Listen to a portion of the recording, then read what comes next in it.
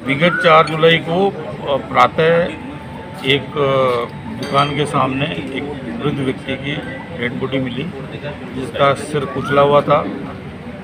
काफ़ी प्रयासों के बाद उसकी पहचान एक सुरेश धोबी नाम के व्यक्ति के तौर पर हुई, जिसके बारे में ये जानकारी मिली कि वह अपने परिवार से कई वर्षों से दूर रहता था। वहीं उसकी प्रेस की दुकान थी और उसी के आगे एक पत्थर पर सोया करता था। उसकी हत्या किसने और किस मकसद से की, एक बड़ी अनसुलझी पहेली थी। पुलिस के लिए बड़ा एक चुनौतीपूर्ण कार्य था। आस पड़ोस के लोगों से पूछताछ करने पर भी कोई सुराग नहीं मिला। इस संबंध में अतिरिक्त पुलिस अधीक्षक सिटी प्रवीण जैन के नेतृत्व में एक टीम का गठन किया गया, जिसमें जिले के कई थानाधिकारियों को और साइबर टीम को शामिल किया गया। काफ़ी मशक्क़त के बाद भी कोई सुराग नहीं मिला।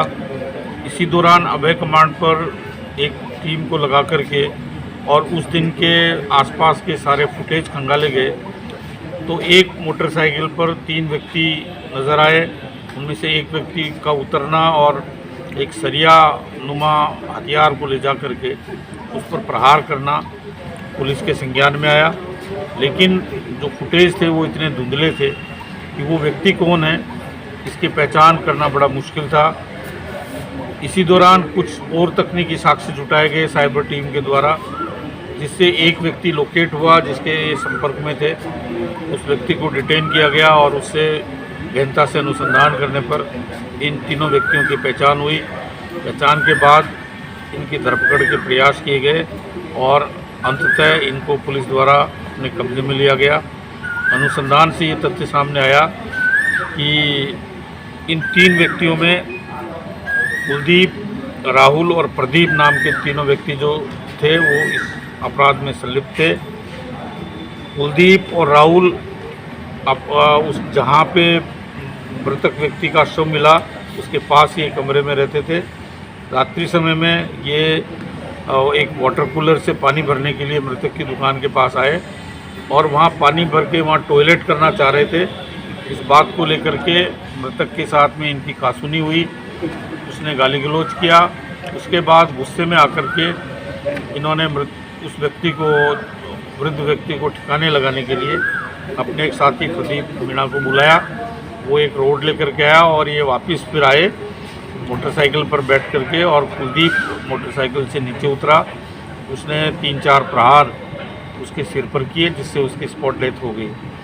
इन तीनों को गिरफ्तार किया गया है और गहनता से अनुसंधान जारी है। प्रोफाइल कैसे इनका तीनों आरोपियों का?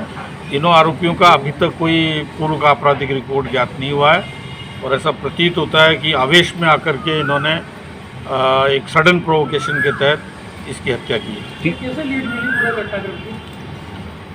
साइबर टीम और अभय कमांड के साथ डीएसटी टीम इन सब ने मिलकर के और काफ़ी फुटेज खंगाले, जिसमें जिस स्थान पर घटनाक्रम हुआ था उस स्थान पर इनके एक मोटरसाइकिल पर 3 व्यक्तियों के फुटेज मिले, जिससे इस घटनाक्रम का खुलासा हुआ।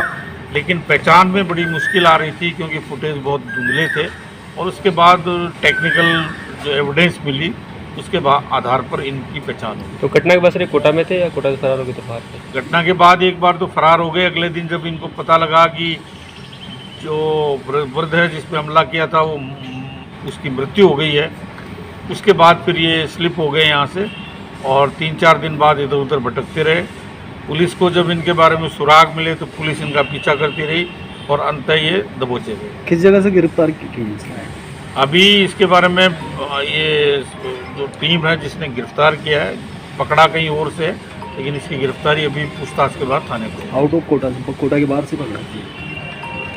ये तीनों करते क्या थे सर? जैसे वो स्टडी में करते थे या काम करते थे, ऐसा कुछ? अभी कैटरिंग का काम कर रहे थे। एक ये पढ़ाई कर रहा है जो राहुल और चिंटू है, ये तो पीटीटी का एग्ज़ाम देने आया था और ये कुलदीप के पास रुका हुआ था। आपस में दोस्त थे सर या रिश्तेदार? आपस में रिश्तेदार भी हैं और जानकार भी हैं।